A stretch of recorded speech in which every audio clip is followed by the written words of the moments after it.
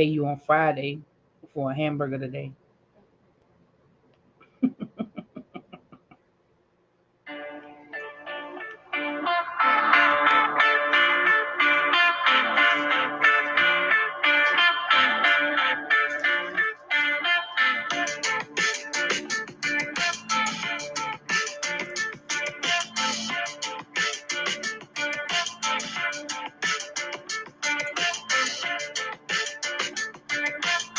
Mm.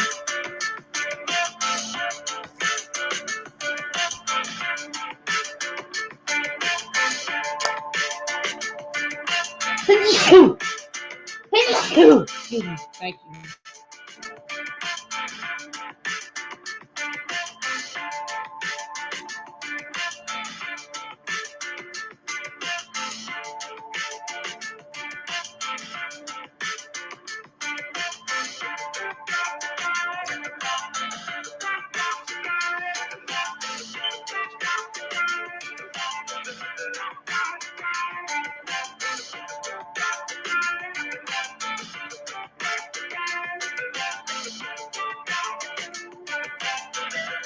Oh my God. Oh.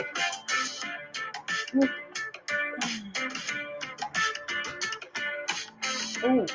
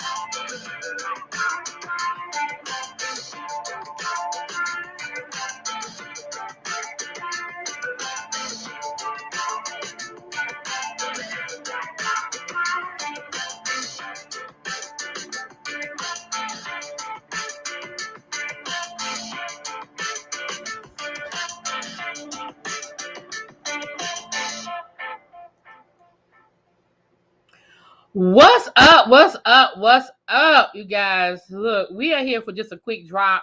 Woo, we're not gonna be here long because I have a couple of things I have to get done today.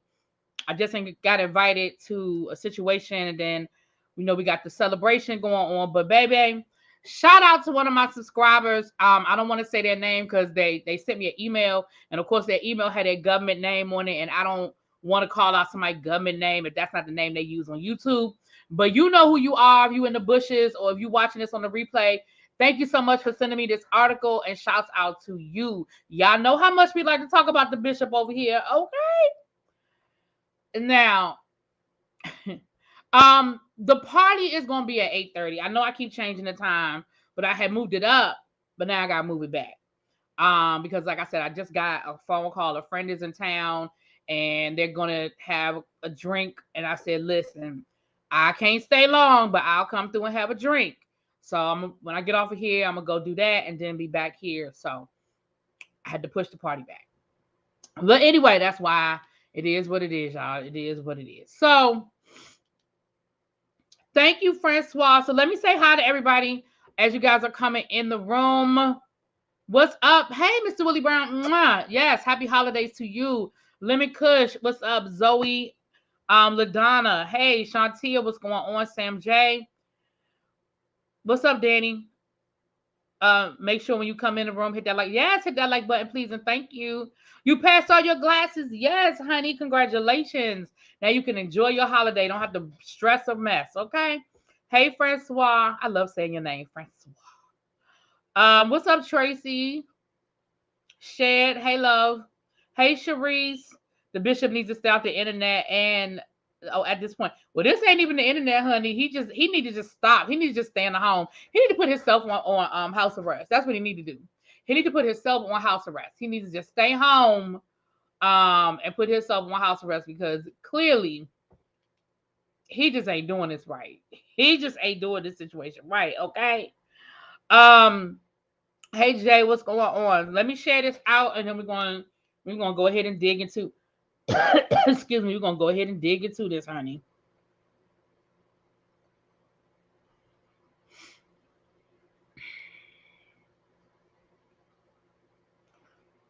Um, all right. So for those who do not know, earlier this week when I was talking to Pam, we found out that not only did the bishop get arrested, we already talked about that, but Pam mentioned that the bishop, um, basically the foreclosure has started on his apartments. The foreclosure has started on the apartments. Now, y'all know how he brags about owning the whole block, and him having his whole apartment complex that takes up the whole block in a town up in Connecticut. We know that there was a situation where they were trying to serve him for the foreclosure, but I don't understand all the court proceedings. You can go over to Pam's Pam Esquire's channel, and she breaks down all the court proceedings. But from what I do understand, what it seems like is that because he was saying he was never served, they went to court and he said he was never served with the paperwork, and that the judge gave him time to do something. I don't know what the judge gave him time to do something. He had 30 days to respond. His attorneys did not respond within that 30-day window. And as a result, they are moving forward with the foreclosure. Now, y'all know, like I know, the laws are different state to state when it comes to foreclosures and what has to happen. A lot of laws changed after the last housing bubble burst. So it going into foreclosure versus him losing that property, that could take years, depending on the laws of the state and the legal maneuvering and all of that. So that doesn't mean that he literally, has lost it as of today, from my understanding. Now, if there's an attorney that's familiar with the foreclosure laws in Connecticut and can break that down for me, then y'all let a sister know. But from my understanding, the process has started on foreclosure, but it's not an overnight thing. Also, from my understanding, they have started the process of foreclosure of the home that him and his wife live in New Jersey. Now, you guys remember he put the home on the market for like $3 million. He had paid like 1.9 for it. Then he took the home off the market. And now, from my understanding, they have started foreclosure procedures. Now, Jonathan, you said you headed to the mall. Sir, why are you on your way to the mall at 5 o'clock? That you'll be better off getting up in the morning and going and being the first one in the door. That's just my opinion. Listen, I went out this morning. I went to the outlet mall. I was only going to two stores. Two stores. And I was there when they opened. The only store that had a line was the store I needed to go into. Okay. I said, you got to be kidding me. Every store in this damn outlet is empty or doesn't have a line except for the store I'm trying to go into. Get it. I finally, after waiting there for about 30 minutes, I finally get in the store. And of course, they barely had what I need. And then the line to get checked out was out the door. Well, not literally out the door. And I was like, okay, this is ridiculous. So then I left there and I went to Polo. It only took me like maybe 20 minutes because I was like, I'm getting in. I know what I'm getting out. The line, and I'm not exaggerating, the line was all the way across the store into the children's section, going to the back of the store. I literally was damn near at the back of the store. Now, to Polo's credit, the line went like this. They had all their registers open and their people were efficient. The line, it went like this. Like, it literally kept moving. So I wasn't too mad about Polo. But that other store, oh, we got beef. Moving on. Well, I can tell y'all the store was UGG, child. It was UGG. I don't even know why I keep fooling with UGG. Because that's the same store where me and Nisi stood outside waiting that time. We went to the outlet. We was out there all damn day waiting to get in the UGG. But that was during the Panorama. And I thought, oh, well, Anyway, y'all done got me off on something else. Let's get back to the bishop. So, yeah, Jonathan, I personally would say kick your feet up and just be the first one at the parking lot tomorrow morning. If you don't have nothing to do in the morning, that would be my suggestion, is that you go on and kick your feet up. And if the mall open at 9, be in the parking lot at 8:50. That's my suggestion. But you do what you got to do, baby. Had to run the Total Wine real quick. There was a line in the parking lot. See, that's what I'm talking about. It's a line even going to the liquor store. And y'all know it's bad. They talking about a recession. I couldn't tell. I ain't lying. I couldn't tell today. Then I went into the Walmart. Listen.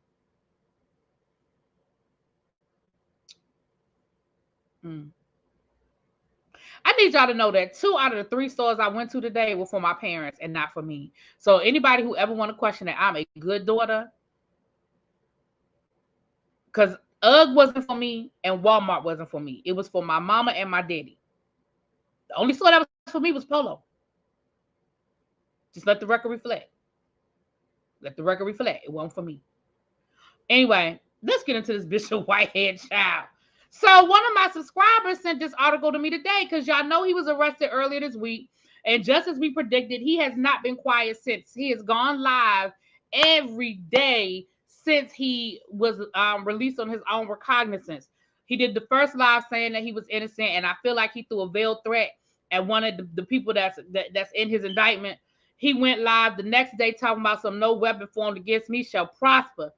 Then he went live last night, only for about 2 minutes, where he was asking people to send him videos of support. Now, I feel like he's going to splice that together, and that's going to be Exhibit A in his trial. I don't know, but that was very interesting that you were asking people to make 15 to 45-second videos saying how much you support the bishop and talk about all the things that he's done for you. So don't nobody know you. These people don't know you. These are people that know you on Instagram. Sir, what have you done for them? Please excuse the beeping. My battery just started beeping like about 2 hours ago. So I got to get the ladder out so I can change the battery in my smoke detector. I apologize if I got to hear it, but it is what it is, child. Yeah, no. Really? That's how you feel? What is he doing these lives for? How does that benefit him? He's a narcissist and he can't shut up. Like, honestly, I know we overuse the word narcissist, but I really feel like there's a level of narcissism. He can't stop talking. He cannot stop making, you know what they say about good attention, bad attention? Some people just love the attention. That is who he is. He doesn't care whether it's good or bad. He just likes the attention. He just likes the attention, good or bad. What's up, Nap Queen? So what we found out today, like I said, and I'm not going to show y'all the article only because the article is embedded in the email, and I don't want to, I don't want to show this person's email by accident. But this is, I want to say this is coming out of the daily, the New York Daily Post, I think. Hold on, let me see if I can find the exact. Yeah, this is coming from the New York Daily News. So you can find the article in the New York Daily News. But I'm going to read you guys this article. I'm going to read directly from the article, and y'all know how I do. I'm going to give my commentary as we go through, child. An unholy war is brewing in Brooklyn. The bling bling bishop, Lamar Whitehead, y'all know that's what they call him, the bling bishop, child. Lamar Whitehead is embroiled in a nasty real estate battle with another church and booted its congregation out of a house of worship just days before Christmas.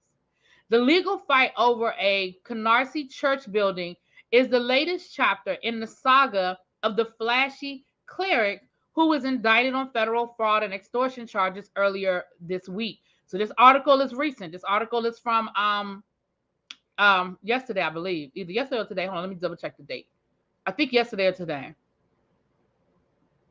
But it's recent because they said he just got arrested earlier this week.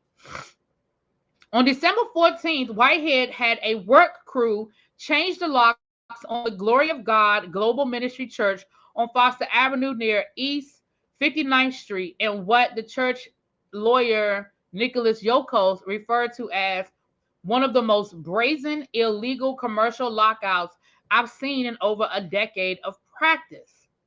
Whitehead oversaw the work personally, accompanied by New York Police Department officers. One of the church deacons, Vernon Wilson, testified in Brooklyn Housing Court Wednesday. He said to us that he's in the possession of the building and that he has the right to do whatever he wants. The deacon said, and over the weekend, Whitehead's workers threw the church's belongings and furniture into dumpsters, Wilson said. Child. Whitehead's position is that he bought the property fair and square at an auction nearly a year ago, after the church's pastor lost the building to foreclosure. And the church has been squatting there ever since. His lawyer, Brian Ponder, y'all know his lawyer, told the Daily News that building is sitting abandoned, and they would basically unlawfully enter it on Sundays to have services, Ponder said. And then recently the bishop, stopped that. They were not evicted because they were not tenants. Ponder added, they're trying all they can to be able to get a house of worship for free, a $2 million building for free. The church leaders went to Brooklyn Housing Court Wednesday, where Judge Hela Campbell ordered them back onto the property after Yokos argued that the 150 to 200 person congregation were illegally locked out without an eviction warrant or a writ of ejection. So this happened earlier, but there was a court hearing this week. Okay, that's what it is. So the lockout happened earlier, but the court hearing was this week. So this is what we're hearing is the evidence from the court hearing. Glory of God and his pastor argued that the church never lost ownership. Foreclosure proceedings started in 2018 because of a tax lien on the property, and the building was ordered foreclosed in 2020, according to court filings. Whitehead bought the building through a trust in February for just over $1.9 million, court records show. The pastor, Fumi Williams, contended in a March court filing in a separate lawsuit that she didn't know about any lien or foreclosure and only learned about it when she got a call from a lawyer that month telling her about the auction. She maintained that the church received tax-exempt status in 2011 and bought the Foster Avenue property in 2014 for $2.2 million as Triple C's Venture LLC, and its accountant assured her that she wouldn't have to pay taxes. Whitehead's lawyers countered that her company paid other taxes on the property, and her unnamed accountant should have known that an LLC can't operate as a tax-exempt for not-for-profit. Even so, in September, a state Supreme Court denied a request in the earlier lawsuit and ordered the church ejected from the property. Rather than proceeding through the court system, they performed an illegal self-help lockout and wanton removal and destruction of property, Yoko said. Okay. Neither Whitehead nor his lawyer showed up at Wednesday's hearing. Ponder contended that the hearing should never have taken place and called the housing court judge order invalid because he moved the case to Brooklyn Federal Court on Monday. Whitehead plans to turn the building into its new headquarters for his church, his lawyer said. Whitehead and his wife, oh Lord, I'm not about to read all that. Then they're going to go back into the robbery. I ain't about to read all that again, child. All right, they go into the robbery after that. Okay. They just go back into what we already know. I ain't about to sit here and read all that again. So it sounds like he bought this property at an auction, and the property was sitting empty for whatever reason. He hadn't done anything with it. But the church that originally owned the property kept showing up. Kept showing up every Sunday to do their worship, okay? And he, quote unquote, illegally locked them out of the church, which went to court, and the judge agreed with the church and said they were illegally locked out. They didn't get any sort of eviction notice or anything. And he has to go through the proper process. He can't just change the locks. He can't just change the locks and say you can't go here no more. Listen, a lot of states have very interesting squatters laws. I know in DC, it is hard to evict somebody. Like the laws are very, very pro tenant. And I'm not saying they're wrong, but when people know what the laws are and they know how to use the laws, like for example, in DC, and I'm not going to exaggerate, but if you allow somebody to stay at your house for more than a certain amount of days consecutively and they bought luggage with them, they can claim squatters' rights. So let's say you got a boyfriend or you got a girlfriend and she done stayed at your house for the last 7 days. She didn't go home with no break. And she brought a bag with her when she came. You can't just kick her out now. Or vice versa. You can't just kick him out now because she can claim squatters' rights. And people know these laws and they use these laws against you. Again, I've been very candid about my best friend situation with her mom, and it was a very complicated situation where her mom living at the family home and trying to get her evicted and going through the proper process. It was a lot. It was very, very hard. Same thing if her mom would go and stay at people's houses, they would warn them, listen, you may not want her to stay there. You may not let her stay there longer than whatever amount of days. I don't know what the days are, so that's why I don't want to lie and make it up. I know in Maryland, a friend of mine, I was telling you guys, I think I told y'all this story before. A friend of mine, if they receive a piece of mail, they can claim to be a squatter. There you go. I know a friend of mine, I told y'all the neighborhood that she lived in, the neighborhood sort of went bust. It was one of those neighborhoods that was built during the housing boom that we had about 10 years ago. And the neighborhood went bust, right? Everybody was upside down in their houses. And a lot of people just left. They abandoned the property. And one of those houses in particular, people moved in, child, they cut on the cable, they cut on the electric, they cut on, like they were living in this abandoned house. And when people called the police on them, the police showed up, and whatever the laws are in Maryland, they were able to stay there for whatever the certain amount, like the bank, because at that point, the bank was in the process of foreclosing on the house. The bank had to actually do this paper. It was a mess. And those people lived there for a minute. Like they were there for months. They were there for a while. But again, when people know the law, so I say all that to say, just because the church lost ownership of that building, which I ain't about to sit here and get into whether the church is right or child, you lost it. If you ain't read your mail, if your accountant didn't tell you that you're supposed to pay taxes, that ain't my issue. I ain't arguing that. I ain't getting into that legal side of it. But if he bought it at an auction, clearly it could have been sold. I don't know. That's all I got for that. But at the end of the day, them losing the building did not mean that they, in their mind, lost the right to still have church there. And if they were showing up every Sunday for a year, and you just decided to put them out, sir, yeah, they have squatters' rights. And the court is going to side with them. Now, I don't know what that process looks like in the state of New York, and I don't know how long it takes to evict somebody in the state of New York. But you can't just show up one day, throw all of their stuff away, and then change the locks. Sir, you can't do that. You better hope they don't sue you for something in civil court to recoup whatever they say that furniture is worth, because y'all know that furniture is gonna go from being, Goodwill furniture to being, Louis the 15th or something. I don't know. It takes a long time in New York. I'm sure it does. I'm sure in New York it takes a very long time. New York's housing laws are very pro-tenant as well. They're very pro-tenant. So, sir, I don't know why you can't just go sit down somewhere. Now, again, you didn't do that this week. From the way the article reads, the hearing was this week, but you didn't actually do anything this week. They just had the hearing this week. But can you just go sit down somewhere? And why you don't like showing up in court? Remember, he didn't show up in court with the woman, the $90,000, the woman that's part of his indictment. Remember, he didn't show up in court for that. His lawyers didn't respond to the paperwork for the New Jersey, Connecticut apartment, and that's how you in foreclosure for that. And now you just don't, sir, why you just don't show up? I don't understand how you feel like you just don't have to show up.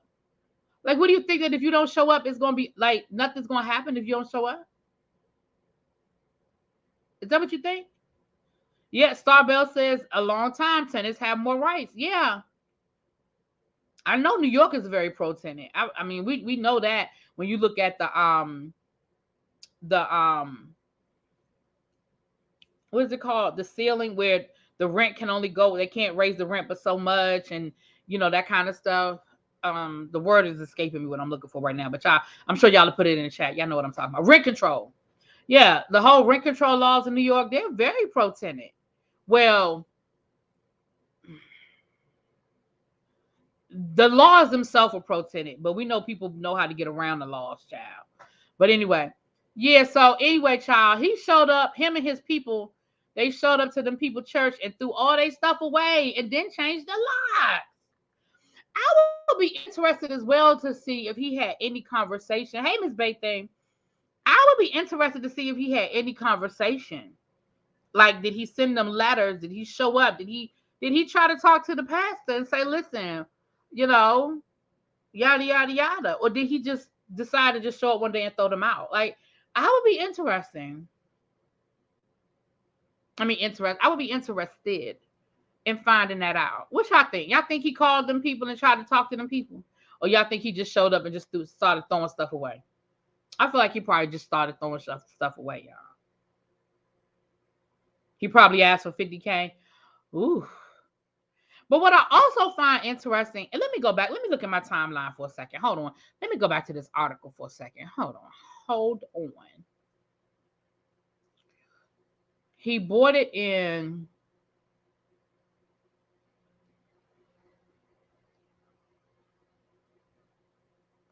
So he bought it at an auction almost a year ago. So my question to you is this, sir. Now, y'all know I ain't never been here.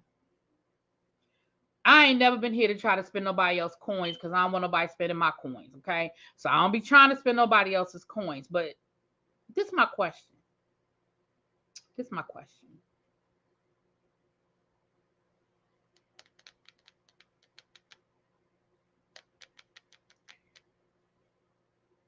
Why would you rent in that event space over top of that bodega next to the Jamaican fast food restaurant if you got a whole building over here that already was being used as a church? So I feel like the interior was probably already somewhat set up for a church. Now I understand that maybe it might have needed some renovations, maybe it might have needed some, the upkeep or whatever. But explain to me why you let them people keep going up in that church for a year. A year. Why was you renting space down to the bodega over top of the event space over top of the bodega? Why were you doing that if you had a whole building that was a church? Again, I understand that it might need some renovation, but it can't be no worse than that place you was preaching out of with the step and repeat situation going on. I mean, rent control here, you got to go through a lot to evict someone. Texas landlords usually have the advantage throwing things away because it wasn't designer. I mean, hold on, I'm gonna show y'all this picture. I will share my screen for this because you can't see the name of the person. I just didn't want to accidentally show y'all the name of the person who sent it to me. But I'm gonna show y'all this picture. And again, the building does look like it needs some renovation. It does. It looked like it needs some renovation. Okay, Glory of God Christian Center. It looked like, it really don't look too bad. Honestly, I mean, you know what I'm saying? It don't look too bad from the outside, but it probably needs some inside renovation. Probably need to do some things on the inside. But I'm not understanding why you just didn't take possession a year ago when you purchased the property. See right there where they knocked off the lock and put their own lock on, honey. Knocked off the lock, child. Child, why they take a picture of the broken lock? Why they take a picture of the broken lock? And then you see where they just threw everything outside, honey.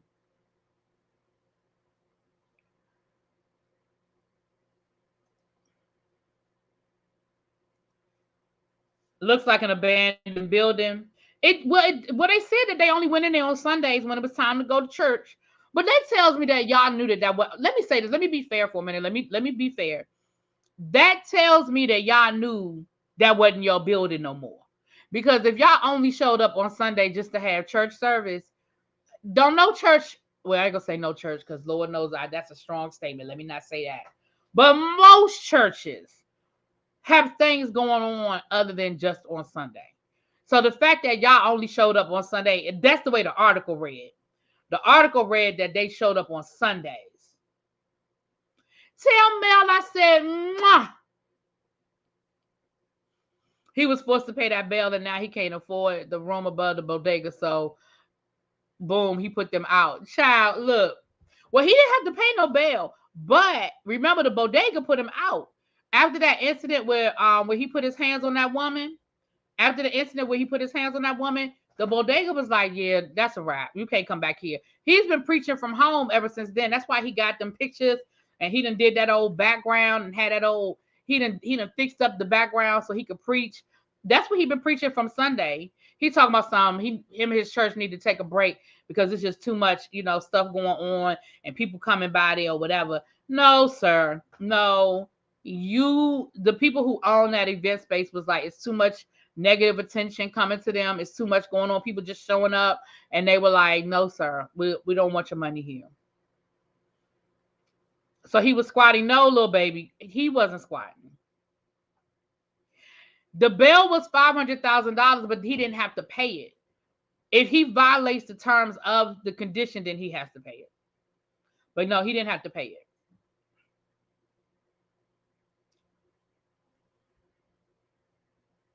But I just don't understand. It just don't make no sense to me. It just don't make no sense to me why if you had a whole building, that's like you own a house and you, instead of you renovating that home to move in, you just rent a whole nother house down the street. That don't even make no sense to me. What's up, Chef Don Don? What's up, love? That don't make no sense to me, y'all. Now I know everything don't have to make sense, but that just don't make no sense to me. How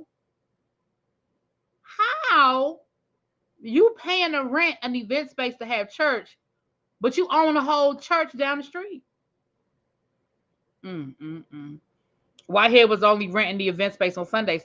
Right. So, but what I'm saying is the money you spending to rent that event space, you could take that same money and start renovating. Like, I know he know people that can hook it up. I know he know people that, can find stuff, where it's not going to cost him a lot of money to throw up some drywall and some paint, get some new pews. I mean, I don't know how bad the inside of that building is tore down, but it seemed to me like you could have done you had a whole year. In a year, you could have gutted that whole damn building in a year. Mind you, in the meantime, you buying Rolls Royces and G Wagons and fake Fendi. Like, you got the money. I mean, mind you, I don't like spending other people's money, but sir, you bought the building for almost $2 million. You ain't had 300,000 to renovate it. I just don't understand him. Exactly, that's what I'm saying. If he owned the building, why was he renting it? I don't understand. That's what I don't understand. He bought the building a year ago. So why is he renting an event space and he got a whole empty? And again, it was an old church, which means that to me, that means that the inside is set up to be a place of worship. Because he probably don't really own it. The article says he bought it through a trust. Shaking my head, he's still doing too much. Oh, child, I don't even have the energy to unravel that. But you're right. You're right about that one, Shelly. It probably is a whole. You're right. It probably is a whole nother situation. He bought it through a trust. You're right. It's probably a whole nother. I'm just waiting on the auction so I can get you that loud yellow Fendi suit. Yes, honey. Buy me that Fendi suit that he wore down to the BET Awards, honey. When his stuff go on auction. Yes, give me the Fendi suit. Like I said, he wasn't squatting, little baby. You go back to the beginning. He wasn't squatting. He's not in the church at all. The other people were squatting. He put them out. Well, it seems like his trust, his LLC, somebody did buy the building at an auction. He just did not follow the proper procedure to put them people out. And like they said, right before Christmas, but you a man of the cloth. Like, if they've been there a whole year, you couldn't wait till January. You know what I'm saying? Like, you couldn't wait until after Christmas. Like, that is kind of, I mean, again, business versus your spiritual, as a man of the cloth, as the church, as the bishop that you love to remind us about. I'm sure one of them Bible verses that you quote is appropriate to say, hey, let me just show them some grace. I mean, I've been showing them grace. I'm going to give them another week to get their ish together.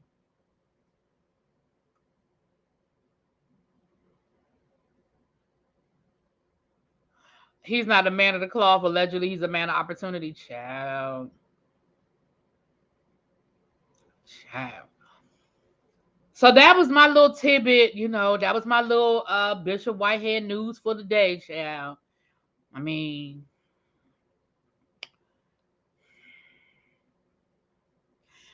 be back at 8:30, child. We're gonna have ourselves a good time. We're gonna play some games. We're gonna enjoy ourselves.